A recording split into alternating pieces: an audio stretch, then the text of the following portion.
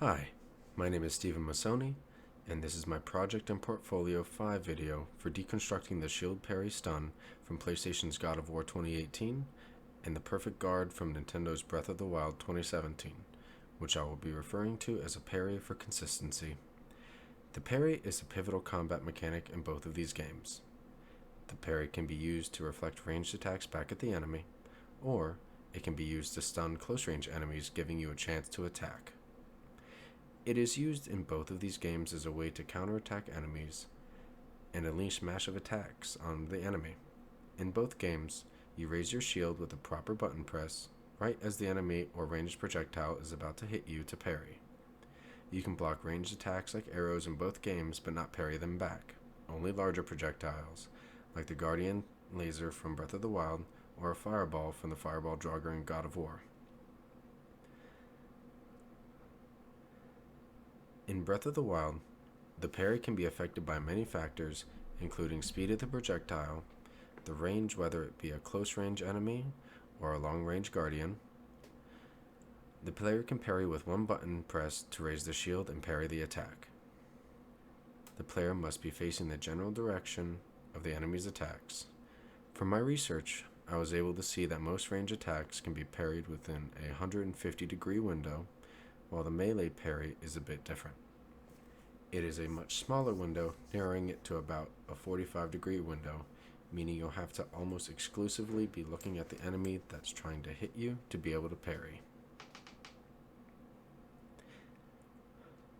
If you are not facing the enemy in either case, you'll be damaged, and even holding your shield up will do nothing, as the shield only protects the front, not the back. The pros to Breath of the Wild's parry include stunning the enemy for a brief moment or reflecting the damage from ranged attacks back at the attacker.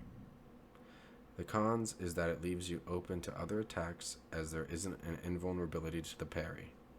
You can still be hurt by arrows, melee attacks, explosions, and also fire. In God of War, the parry, like Breath of the Wild, is determined on the speed of the attack as well as the direction that it's coming from, whether it be a close-range enemy or a long-range Draugr. However, unlike Breath of the Wild, God of War's parry sends out a shockwave, stunning nearby enemies and causing an AoE effect.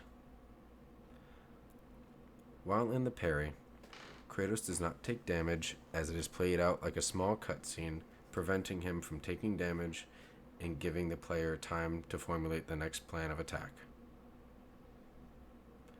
Kratos can combo into other abilities to maximize the damage output during this phase. The pros and cons of Kratos' parry is that it can be an exceptional ability to help take down bigger targets and maximize the damage output, as seen here when Kratos is going against a harpy.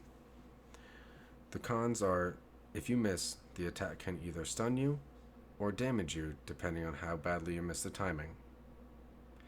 Like, if Kratos were to miss this, he would take massive amounts of damage, but since he's able to block it, he is able to stun the enemy and produce a counterattack.